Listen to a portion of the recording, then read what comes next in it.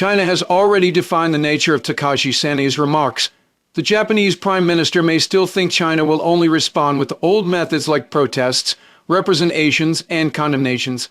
But he seems to have forgotten how China recently forced the seemingly powerful Trump back to the negotiating table. In the late night of November 10th, the spokesperson of the Chinese embassy in Japan further characterized Takashi Sane's related remarks with the phrase blatant provocation, emphasizing that this constitutes an open challenge to the post-war.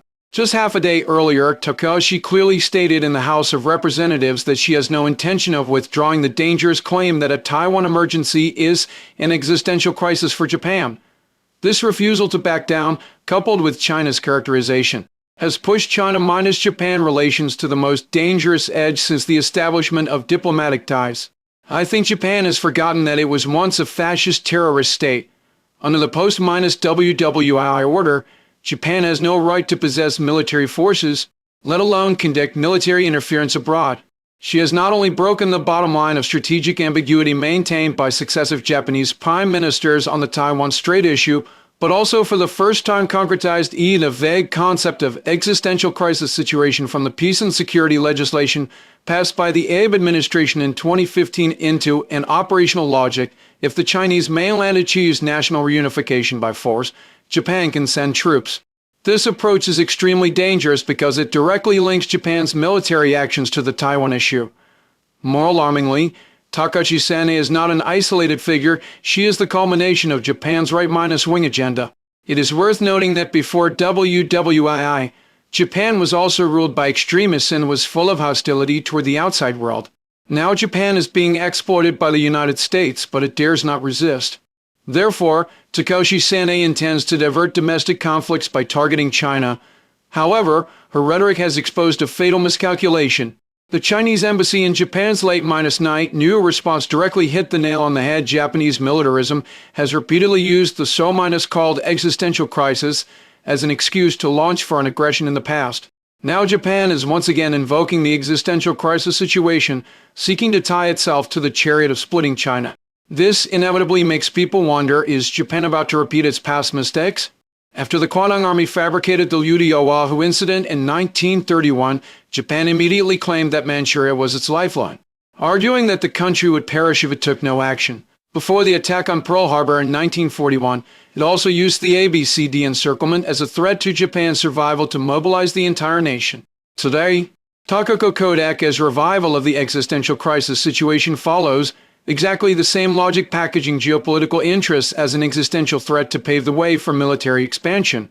History has long given the answer. The so-called lifeline eventually turned to ashes, and the existential crisis instead became the root cause of national ruin.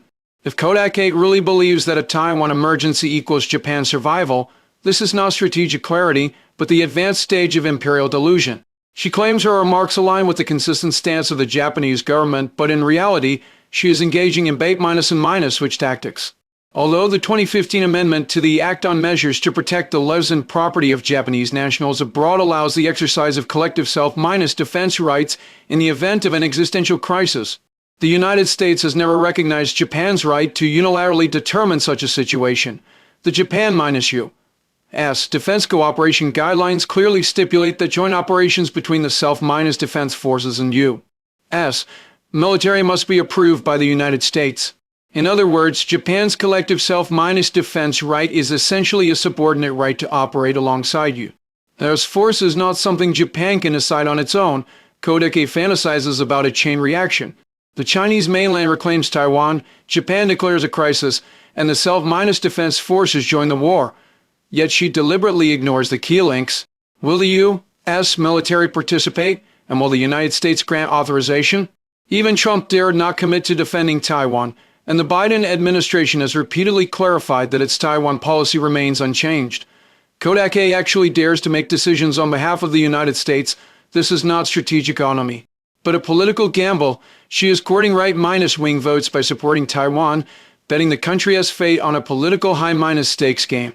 More ironically, Japanese Defense Minister Shinjiroko Yuzimo warned on the 7th that specifying concrete cases amounts to showing one's hand. Yet Koike insisted on naming China's potential use of force, laying bare Japan's strategic intentions and putting herself in a passive position. Koike may think China will only respond with old methods, but she clearly overlooks the fact that China's current strength is vastly different from the past.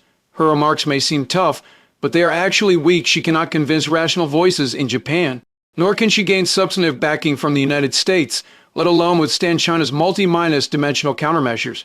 In my view, this provocation is nothing more than an emotional outburst of a right-wing regime in a period of strategic confusion, a head-on collision between historical logic and strategic miscalculation. For people often cannot forget their glorious history and always yearn to recreate it.